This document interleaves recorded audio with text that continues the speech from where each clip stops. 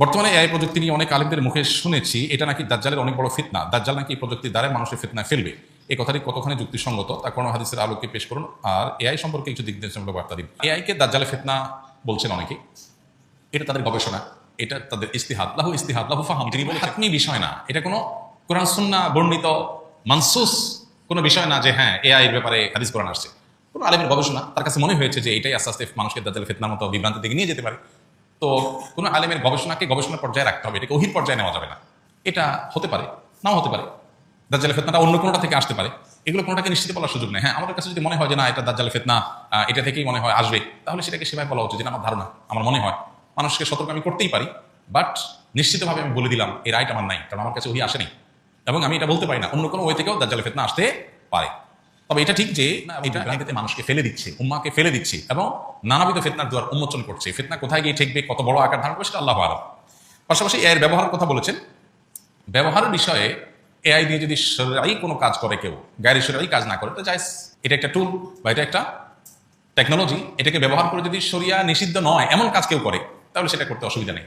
কিন্তু শরিয়া যেটা নিষিদ্ধ সেরকম কাজ যদি কেউ করে, প্রতারণামূলক কিছু করলো, কোনো সৃষ্টির অবয়ব তৈরি করলো, এমন কিছু করলো যেটা শরিয়া অনুমোদন করে না, তাহলে সেটা এআই দিয়ে করলেও নাজায়েজ হবে, অন্য কোনোভাবে করলেও কি হবে, নাজায়েজ হবে, হারাম হবে। অনলাইনে গেম খেলে টাকা ইনকাম করলে এবং অন্য কোনো প্রাণিত করলে বা আকর্ষণ করলে এটা কোন কাতারে দাঁড়াবে? এটা পরিষ্কারভাবে গুনাহ এবং নাজায়েজ কাজ।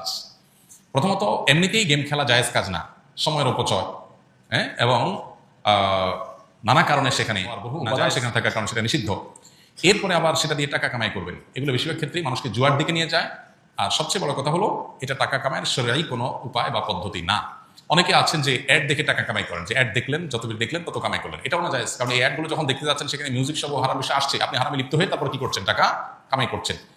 এবং এই সমস্ত গেমস ইত্যাদি থেকে টাকা উপার্জন করার এই পথ অবলম্বন করে একটা সময় দেখা যায় অনলাইন জুয়াতে আসক্ত হয়ে যায়। আজকাল অনলাইন জুয়া এটা ঘরে ঘরে জনে জনে হয়ে গেছে।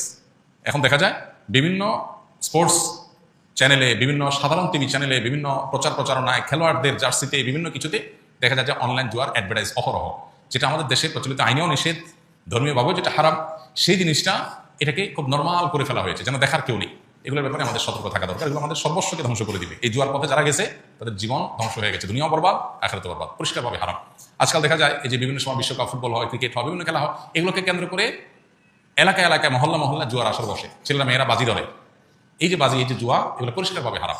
এগুলোকে আজকাল দেখা যায় যে অনেকে ব্যবসা হিসাবে এটাকে রীতিমতো একটা ফরম্যাট দিয়ে যুবকদেরকে সেখানে লাগাই দিচ্ছেন, পরিষ্কারভাবে হারাম। এগুলোর উপরে সামাজিক সচেতনতা বাড়াতে হবে এবং রাষ্ট্রের কর্তা ব্যক্তিদেরও এগুলোর উপরে ব্যবস্থা গ্রহণ করতে হবে। আমি মুখে কোনো গালি দেই নাই, কিন্তু বন্ধুদের সাথে গ্রুপে গালিগালাজ এর টাইপিং করি মাঝে মধ্যে, এতে কি আমার গুনাহ হবে কিনা? কোনো খারাপ কথা মুখ দিয়ে বললেই শুধু খারাপ হয় না, ওইটা টাইপ করে লিখলেও কি হয়, খারাপ হয়। কোনো খারাপ কথা মুখে বললেই শুধু গুনাহ হয় না, ওইটা কলমে লিখলেও কি হয়, গুনাহ হয়। এই জন্য আমাদের সব ধরনের জবান হেফাজত করা উচিত।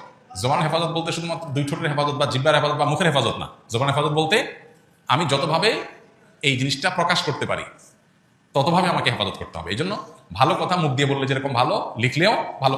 আপনি কাউকে মুখে আসসালামু আলাইকুম বললেন, সব পাবেন। আবার কাউকে চিঠিতে আসসালামু আলাইকুম লিখে দিলেন, মেসেঞ্জারে টাইপে আসসালামু আলাইকুম লিখে দিলেন, সব পাবেন কি পাবেন না? ঠিক একইভাবে খারাপ কথা মুখ দিয়ে বললে যেমন খারাপ, টাইপে করলেও খারাপ। অনেক যুবকরা আছেন আজকাল নিজে এমনি গালমন্দ করেন না, খারাপ কথা বলেন না, কিন্তু বন্ধু বান্ধবের পালায় পড়ে, আড্ডাবাজির পালায় পড়ে দেখা যায় যে তিনি বিভিন্ন রকমের গুনাহে লিপ্ত হয়ে যান। এই ব্যাপারে আমাদের বিবেকগুলো অনেক সময় জাগ্রত হয় না, কাজ করে না। আমাদের বিবেকগুলো জাগানো উচিত এবং বিবেক কাজ করা উচিত। মা বাবাকে কষ্ট দিলে কি হয়, কি হবে? কবিরা গুনাহ হয়। মা বাবাকে কষ্ট দিলে কি হবে? কবিরা গুনাহ হবে। আর কবিরা গুনাহ করলে, মহাপাপ হলে তার শাস্তি জাহান্নাম, আর দুনিয়াতেও লাঞ্ছনা অবধারিত।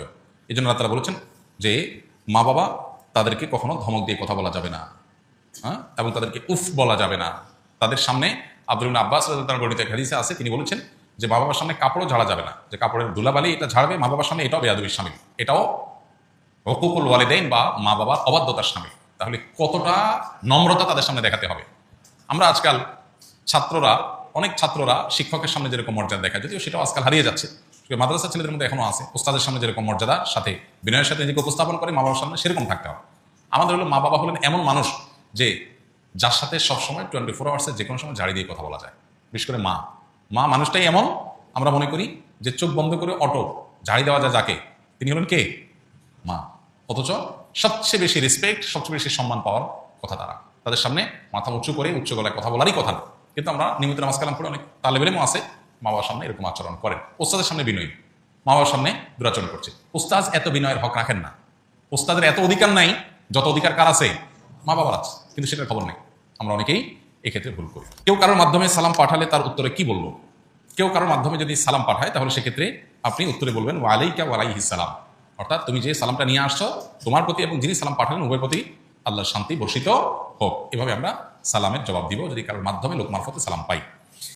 আসুন্নাহ ফাউন্ডেশন, উম্মার স্বার্থে সুন্নাহর সাথে।